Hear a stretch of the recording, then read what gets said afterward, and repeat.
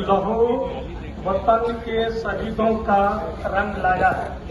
लहू वतन के शहीदों का रंग लाया है, उछल रहा है जमाने में नामे आजादी। जनाब साहब, मुअज़्ज़ज़ सामीन, कौमों की जिंदगी में बाज़ दिन इस कदर अहमियत के हामिल होते हैं कि उनका तज़किरा दिलों को जोश व खुशी से भर देता है। हिंदुस्तान की तारीख में 15 अगस्त का दिन ऐसे ही अहमियत का हामिल है। 15 अगस्त 1947 ईस्वी को हमारा मुल्क हिंदुस्तान आजाद हुआ। आज हिंदुस्तान को आजाद हुए 77 साल मुकम्मल हो गए और आज 78वीं हिंदुस्तानी यौम आजादी का जश्न मना रहा है। हिंदुस्तान उन तमाम रहनुमाओं को सलाम करता है जिन्होंने माजी में हिंदुस्तान की आजादी की जंग लड़ी।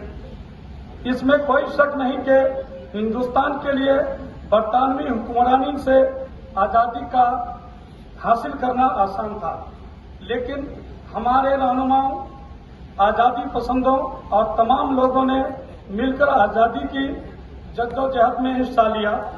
मुअज़्ज़ज़ सामीन, हिंदुस्तान की सरजमीन में पर मुगल बादशाहों ने निहायत इंसाफ के साथ सैकड़ों वर्ष हुकूमत की, लेकिन एक वक्त वह भी आया कि तन के गोरे और मन के काले अंग्रेजों ने ईस्ट इंडिया कंपनी कायम करने के बहाने हिंदुस्तान की सरजमीन पर कब्जा करके हिंदुस्तानियों पर जुल्म और सितम और नाइंसाफी का बाजार गर्म किया और इस मुल्क के बासिंदों का जीना हराम कर दिया।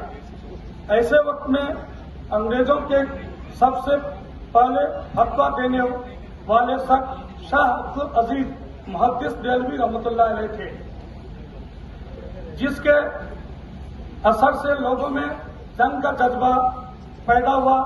उस फतवे के बाद रेशमी रुमाल तहरीक चलाई गई, बालाकोट तहरीक, हिंदुस्तान छोड़ो आजादी तहरीक चली और हजारों मुजाहिदीन आजादी ने फांसी के फंदे चुमे। हमारे पुरखों ने अपने बच्चों को यतीम किया, औरतों को बेवा किया, जेल की काल कोठरी पर अपना नशेमंद बनाया, अंग्रेज फौज की गोलियों का सामना किया, तब जाकर हमारा मुल्क आजाद हुआ। हाज़िरीन मजलिस, उन मुजाहिदीन आजादी की एक बड़ी लिस्ट है जिनमें हिंदू भी हैं, मुस्लिम भी हैं, सिख भी हैं और ईसाई भी। गर्ज यह है कि इस मुल्क की आजादी में सबने मिलकर कुर्बानियां दी।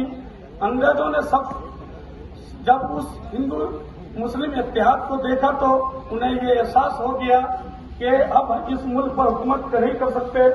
हमारी कौमों ने जिस इत्तेहाद व इत्तेफाक का मुजाहरा किया, आपस में मुत्तहिद होकर अंग्रेजों के खिलाफ जिस तरह लड़ाई लड़ी और कुर्बानी पेश की, तब जाकर ये जालिम अंग्रेज सात समंदर पार भागने पर मजबूर हो गए।